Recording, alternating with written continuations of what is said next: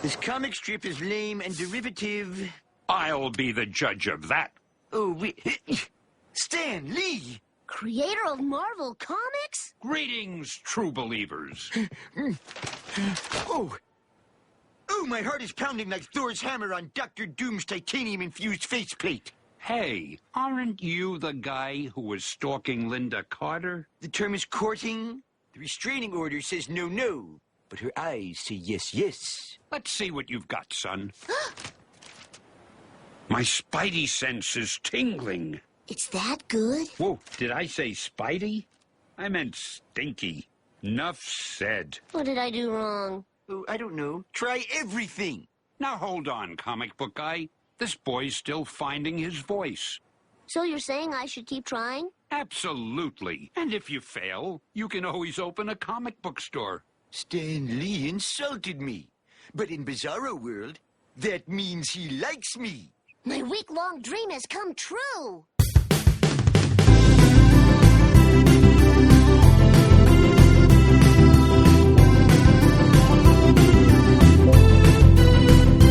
If your friends are nerdy and you are nerdy too, I want to talk to you.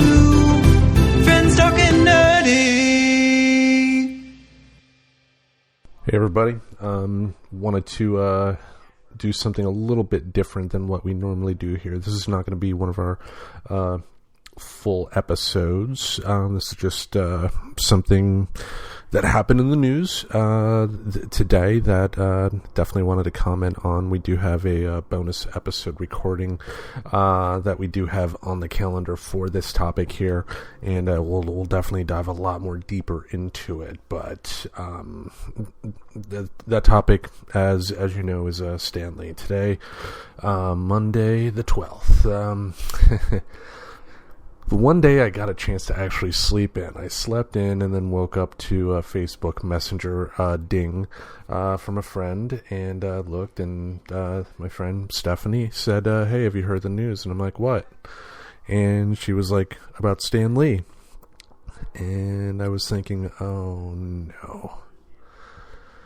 And then went to the news, and it was confirmed. The great Stan Lee has passed away at age 95. Obviously, I didn't know him personally. As I've stated on multiple times on the show, and I'll probably state over and over again, because I will go down as as the greatest, the most coolest thing I've ever done. I have had a chance to speak to Stan Lee, albeit at a convention setting where I got to ask him a question, but there aren't many people that can really say that, so I'm definitely proud of the fact that I was able to speak to such a legend and speak to such an inspiration, but just sad day overall, just thinking about the impact he had. In the bonus episode we're going to record, we'll dive a little deeper into some of the controversies around, Stan taking more credit than he should have, and we've already touched upon it too on our bonus episode where we talked about Steve Ditko. But with that being said, Stan still has his influence on pop culture, period, cannot really be measured. And it started when he was 39 and 61. He was tired of his job. He worked at a place called Timely Comics, and he was about ready to quit. And his wife said, hey, if you're ready to quit, write one more story. Write it the way you want to write it. That way, when they fire you, you can leave with your head held high. And that story was the Fantastic Four, as we know. And he worked with the great Jack Kirby. Went on to create other characters. The Incredible Hulk, a character that means a lot to me. Spider-Man, the X-Men, Daredevil, Doctor Strange, Iron Man. Just the list is immeasurable, and for everything that man did. Just how he was able to celebrate fun, in times that we have, and then times that we live in today, especially, where we turn on the news and it doesn't matter what news station we go to, it seems like the end of the world. Everybody's yelling at each other. Tensions couldn't be higher. You go on Twitter and everybody's yelling at each other. You go to Instagram, even though that's primarily picture-based from what I can tell, everybody's still angry at each other. Everybody's angry. But Stan wanted to help do his part in making the world a better place, if albeit for a couple of hours, whether it's watching a Marvel movie or, depending on how fast you read, going through a comic book or two. And I think of the characters he created. I mean, I love DC as well. I'm not one of those people that prefer DC over Marvel or Marvel over DC. I love a good story no matter who makes it. But I will say the one thing Marvel has always had over the DC comics is that they are a lot more relatable to the average person. What do I mean by that? Spider-Man was a lower middle class, sometimes poor guy, struggling to make ends meet.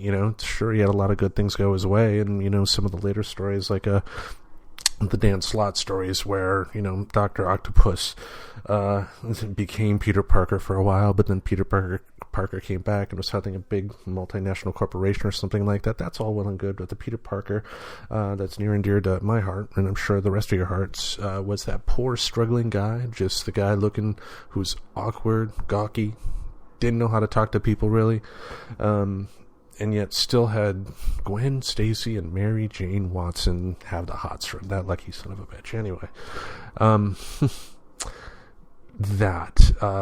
the Incredible Hulk. I mean, the Incredible Hulk is, as Stan Lee himself has said, it's purely a Jekyll and Hyde story. But, people can relate to having that one, in Bruce Banner's case, anger. That was his Achilles heels. Everybody has that one thing about them that is bad. They're, they're Hyde to their Jekyll. And, how he was able to create such depth of emotion, how you were able to relate to both the Hulk and Bruce Banner. My goodness. And, the work on the X-Men. I mean, there's a lot of talk on, comics Twitter today among comic book fans that, they're not a lot of talk. It's a small minority that knows how to raise their voices loud. But you got some people that say that comics shouldn't be preachy. There shouldn't be what they call social justice warriors involved in comics. And fuck that. Stan, from the very beginning, was not shy about, how he used the X-Men as kind of a symbolism for, bigotry, for hatred, for racism, for a lot of stuff, for those people that are on the outside looking in, and the people that are inside the bubble want to keep the people on the outside out, and all that stuff, and just that constant struggle and all that. It's the work he was able to do there is amazing. And also other characters he had a hand in creating. Black Panther, the Falcon, take a look at Black Panther's resurgence as of late, because before, the character was announced for Captain America Civil War and for his own wildly successful movie, let's be honest, the character did not have high visibility among the general casual public. But Stan Lee planted those seeds way back in the 60s. So we gotta wow, we definitely lost a true legend today. So again, we're going to be having an official episode about this, where we dive a lot more in depth and just open up, hopefully have some laughs and talk about some of our favorite Stan Lee stories. But this is one that I thought, I couldn't let this pass without some sort of a comment. So, usually when older folks pass away, it's definitely sad, and I definitely shed a few tears today. But I also think about the fact that they lived a long life. Life is not eternal. There is an end coming up for all of us, and if I were in his seat looking at the last moments of my life and I had a chance to reflect, I would say, you know what? I did damn good. Stan Lee, for all of his flaws as a human being, and we all have them, I am not knocking him. I think of the end of Amazing Fantasy number 15, one of the greatest lines in comic book history. With great power comes great responsibility. The fact that he was able to write stuff like that, I mean, Stan Lee has gone on record as stating he goes by the name Stan Lee. His real name is Stanley Martin Lieber because he wanted to save his quote-unquote real name for the great American novel. I contend he did more than that with his work in Marvel Comics, and, just the effect that, what he did with Marvel is still being felt today, not only with the Marvel Studio films, but just pop culture as a whole. I mean, we've really adjusted over to, in everything, in TV shows that we watch, especially to a serialized format.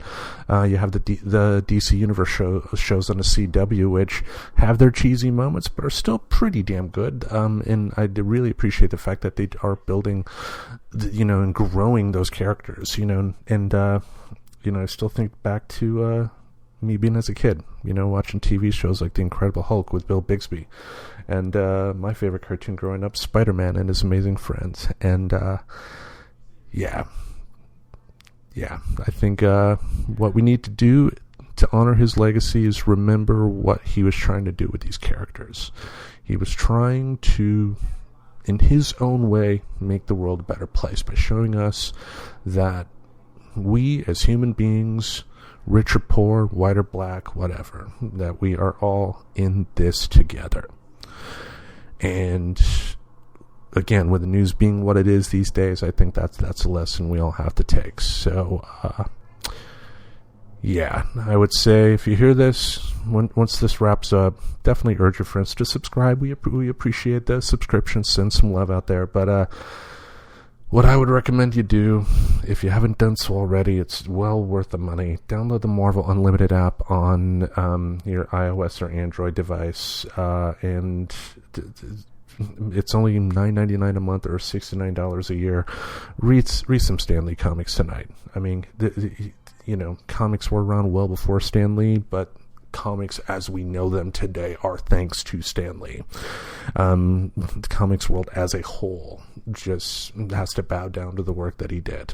So, we will see you again for our next official episode this coming Wednesday, the 14th, where we will continue our discussion on Star Wars. So, thanks for humoring me today.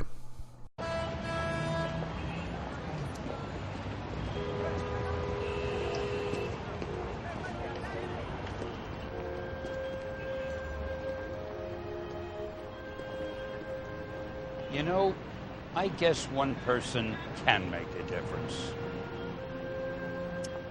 Enough said. Subscribe to Friends Talking Nerdy on iTunes, the Google Play Music Store, as well as Spotify. Remember to support Friends Talking Nerdy on Patreon. Goodbye, darling.